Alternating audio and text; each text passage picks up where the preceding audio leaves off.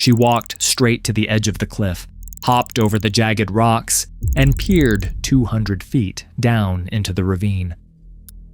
The search party had been combing Glacier National Park for 3 days, looking for Cody Johnson. It was July 2013, and dozens of volunteers had spread across miles of wilderness trails, searching for any sign of the missing 25-year-old. His car was at home. His phone was off. Nobody had heard from him since July 7th. His wife of 8 days, Jordan Graham, had joined the search that morning. She moved with the group along a treacherous stretch known as the Loop. Steep terrain, narrow ledges, sheer drop-offs. The kind of place where one wrong step means certain passing. Then Jordan stopped. Without hesitation, she climbed toward the cliff edge while the others watched. She looked down, and she called out 3 words that would seal her fate. I found him. Cody Johnson's body lay crumpled at the bottom of the ravine. Park rangers exchanged glances. The Loop is vast, rugged, and dangerous. Search and rescue teams with years of experience hadn't found him. But this young bride with no training had walked directly to the exact spot where her husband's body lay hidden. Jordan Graham knew where to find Cody Johnson because she was the one who put him there. Jordan Lynn Graham was born in 1991 and grew up in Kalispell, Montana, a small, rural town near the entrance to Glacier National Park. The park's peaks and forests were part of her backyard. Graham was deeply religious. She attended Faith Baptist Church every week without fail. The church was central to her life, her identity, her entire worldview. She told friends she dreamed of getting married, having children, and being a stay-at-home mom like her own mother had been. Cody Johnson seemed like everything she was looking for. Johnson was 25 when they met, an outgoing car enthusiast from California who had moved to Montana for work. He loved fast cars, spending time in the outdoors, and making people laugh. Friends described him as the kind of guy who lit up a room the moment he walked in. Always joking, always friendly, always up for an adventure. He had an infectious energy that drew people to him. He met Graham on Halloween 2011 at a church event. Friends said he was instantly smitten. He told people he'd always wanted to find a good church girl, and Jordan fit the description perfectly. She was quiet, devout, and pretty. Everything he thought he wanted. Johnson joined Graham's church and quickly became part of her social circle. Everyone liked Cody. He was friendly, enthusiastic, and clearly devoted to Jordan. He showed up every Sunday without fail. He treated her like she was the center of his world. He would have done anything for her. The two began dating before the end of that year. To their friends, they seemed like the perfect match. The outgoing California guy and the quiet Montana girl. He brought her out of her shell. She grounded him. Their personalities complemented each other in ways that made everyone believe they were meant to be together. The relationship moved fast. By December 2012, they were engaged. Graham posted a photo of her ring on Instagram with the caption, "He proposed. Best early Christmas present ever." They set a wedding date for June 29th, 2013. They even hired a professional songwriter to compose a custom song for the ceremony. The lyrics were hauntingly prophetic. "Everyone wants a safe place to fall, and you're mine. You're my safe place to fall." 8 days after the wedding, Cody Johnson would fall 200 feet to his death. The wedding took place on June 29th, 2013. The venue was decorated beautifully. The weather cooperated. By all outward appearances, it should have been a perfect day. But even as she walked down the aisle, something was wrong. Guests noticed that Jordan cried too much during the ceremony. These weren't tears of joy. She didn't look happy. She looked like she didn't want to be there. Cody didn't seem to notice anything was wrong. He was beaming, ecstatic to be marrying the woman of his dreams. The next day, Jordan sent text messages to friends revealing her state of mind. "I totally had a meltdown," she wrote. She was having second thoughts about the marriage. She wondered, what the heck I just did this all for? Those close to the couple dismissed it as normal wedding jitters. Everyone gets nervous. Everyone has doubts. Jordan and Cody would settle into married life, and things would be fine. But Jordan's doubts weren't going away. They were getting worse. Each day that passed made her feel more trapped. The wedding had been such a public event. All her friends, her family, her church community had witnessed it. How could she admit she'd made a mistake? How could she face everyone and say she didn't actually want to be married? According to court documents, one of Jordan's deepest anxieties centered on physical intimacy. The wedding night had not gone well. The days that followed were a nightmare of tension and regret. By the 8th day of her marriage, Jordan Graham had decided she needed to tell her husband the truth. She didn't want to be married to him. That evening, she sent a text message to a friend from church, Kimberly Martinez. The message was ominous. "Oh well, I'm going to talk to him, but dead serious if you don't hear from me at all again tonight. Something happened." Hours later, Cody Johnson was unconscious at the bottom of a cliff. On the night of July 7th, 2013, Jordan told Cody she wanted to take a hike. It was getting late, but she said she had something important to discuss. Cody agreed. If she needed to talk, he was willing to listen. That's the kind of husband he was. Jordan drove them to Glacier National Park, to the Loop.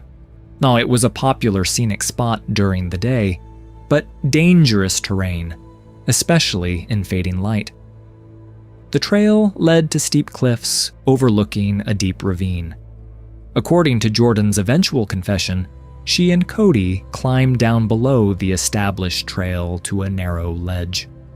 There, with a 200-foot drop just feet away, she told him she was unhappy. She didn't want to be married. They argued. Cody was hurt, confused, blindsided by what she was telling him. At some point, he grabbed her arm. Whether aggressively or just in frustration, the accounts differ. Jordan got angry too. She brushed his hand away. And then she pushed him. "I just pushed," she later told the judge. "I wasn't thinking about where we were." With one hand on his arm and one on his back, she shoved her husband of 8 days over the edge of the cliff. He fell face first, tumbling 200 feet into the ravine below. Jordan didn't call for help. She didn't try to climb down to reach him. She didn't scream or cry or do any of the things a horrified person might do after witnessing a terrible accident. She just turned around, got in her car, and drove home. The next morning, Cody's friend and boss reported him missing when he didn't show up for work. Investigators were immediately curious why Jordan hadn't reported her own husband's disappearance. They'd been married just over a week. If her husband hadn't come home, wouldn't she be the first to sound the alarm? When they questioned her, she said she didn't know where Cody was. He'd texted her saying he was going out with friends. She showed investigators the text message as proof. It was a lie. She had sent the message to herself. 2 days later, Jordan reported receiving a strange email from someone named Tony. The email claimed Cody had gone for a hike with some guys, fallen, and was definitely lost. "Call off the missing persons report." The email read, "Cody is gone for sure." Investigators quickly traced it to a computer at Jordan's parents' house. Jordan had written it herself. On July 11th, she joined a search party. That's when she discovered his body at the loop. The park ranger was troubled by Jordan's demeanor. She didn't seem surprised to find her husband's body at the bottom of a cliff. She didn't seem grief-stricken. And when the ranger commented on how unusual it was that she had found the body, Jordan said something strange. It was a place he wanted to see before he died. Investigators brought Jordan in for another interview on July 16th. They confronted her with the fabricated email. They showed her security camera footage showing her and Cody entering the park together on the night he disappeared. Jordan broke down. She admitted everything. She told them she had pushed Cody off the cliff during an argument. She said she hadn't been thinking about where they were standing. Jordan Graham was arrested and charged with first-degree murder, second-degree murder, and making false statements. The trial began in December 2013 in federal court. The case was federal because the crime occurred in a national park. Prosecutors painted a picture of a cold, calculating woman who had lured her husband to a remote cliff and pushed him to his death because she regretted getting married. They introduced dozens of text messages between Jordan and her friend Kimberly Martinez that documented her transformation from nervous excitement before the wedding to despair in the days after. The prosecution's theory was straightforward. Jordan Graham didn't want to be married. She was terrified of intimacy. She felt trapped. And rather than face the embarrassment of an annulment or divorce after just a week, she decided to end the marriage permanently. Some evidence suggested the killing might have been premeditated. The text to her friend, "If you don't hear from me at all again tonight, something happened," implied she knew something bad was going to occur. The defense pushed back hard. They argued Jordan was young, sheltered, and overwhelmed by a marriage she wasn't ready for. She had been raised in a strict religious environment with little experience in romantic relationships. She didn't plan to unalive her husband. She reacted in the heat of an argument when he grabbed her. It was a tragic accident, not murder. Defense attorneys showed the jury videos of the wedding ceremony and the couple's first dance. They emphasized that Jordan had no prior criminal history, no pattern of violence. But the evidence was difficult to explain away. The fabricated email she'd written to herself, the fake text from Cody about going out with friends, the way she discovered the body by walking straight to the exact spot, her lack of surprise or grief when she found him. It all pointed to someone who had planned, or at least anticipated, her husband's death. Just before closing arguments, effacing the possibility of a first-degree murder conviction and life in prison, Jordan Graham changed her plea. She admitted to second-degree murder in exchange for the dismissal of the first-degree murder charge and the false statement count. It was an acknowledgement that she had unlawfully ended Cody's life, but not that she had planned it in advance. The judge asked her to explain what happened. "I wasn't thinking about where we were," Jordan said. "I just pushed." On March 27, 2014, Jordan Graham stood before Judge Donald Malloy for sentencing. The courtroom was packed. Cody's family was there, wanting justice for the son and brother they had lost. Jordan's family was there too, hoping for mercy for a daughter who had made a terrible mistake. Prosecutors had asked for 50 years to life. They argued that Jordan had shown no real remorse for what she had done, that she had lied repeatedly to investigators, that she had tried to cover up her crime rather than immediately confessing. They wanted the maximum sentence. They wanted her to spend the rest of her life behind bars. The defense argued for something closer to the mandatory minimum.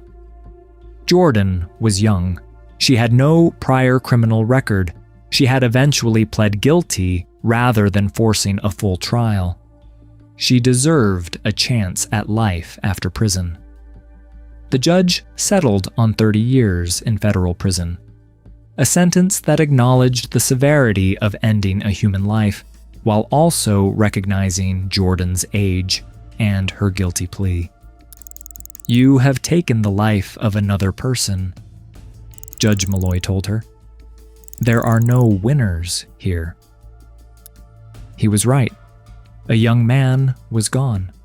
A young woman would spend decades in prison. Before sentencing, Jordan had tried one last gambit. She asked the judge to let her withdraw her guilty plea. The judge denied the request. Jordan's attorneys later appealed, arguing the sentence was excessive for a 22-year-old with no criminal history. They said she deserved a second chance, that she could be rehabilitated. In 2015, the appeals court disagreed. The sentence stood. Jordan Graham would serve her time. Jordan Graham is currently incarcerated at a federal prison in Alabama. She was 22 when sentenced.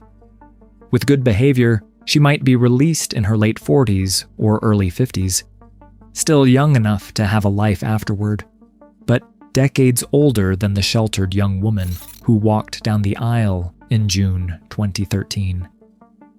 By then, most of her life will have been spent behind bars. Cody Johnson's family was devastated. He was 25 years old. He had his whole life ahead of him. He had dreams, plans, a future he was excited about. He was about to start a new chapter with a woman he loved, a woman he thought loved him back. "I never ever expected her to be capable of hurting someone," one friend said. "Especially someone who would worship her. He would have given her anything at the drop of a hat." 8 days. That's all the marriage lasted. Just 8 days. 8 days before his wife pushed him off a cliff because she was unhappy. What makes Jordan Graham's case so disturbing is how preventable it all was. She didn't have to marry Cody. She could have called off the wedding before it happened. She could have asked for an annulment afterward. Instead, she took him to a cliff in the dark and pushed him into a ravine. The text message she sent that night haunts the case. "Dead serious if you don't hear from me at all again tonight. Something happened." She knew. On some level, she absolutely knew what was going to happen that night. Jordan Graham was young, sheltered, and overwhelmed by a situation she had created. But none of that excuses what she did. Cody Johnson didn't grab her hard enough to justify lethal force. He was just a confused husband, standing on a cliff in the dark with his bride of 8 days, trying to understand why she was so unhappy with him. She pushed him off anyway. The wedding song they commissioned contained the line, "You're my safe place to fall." Cody fell 200 feet into a rocky ravine, or pushed by the woman who had promised to love him just 8 days earlier. There was nothing safe about it. Nothing at all.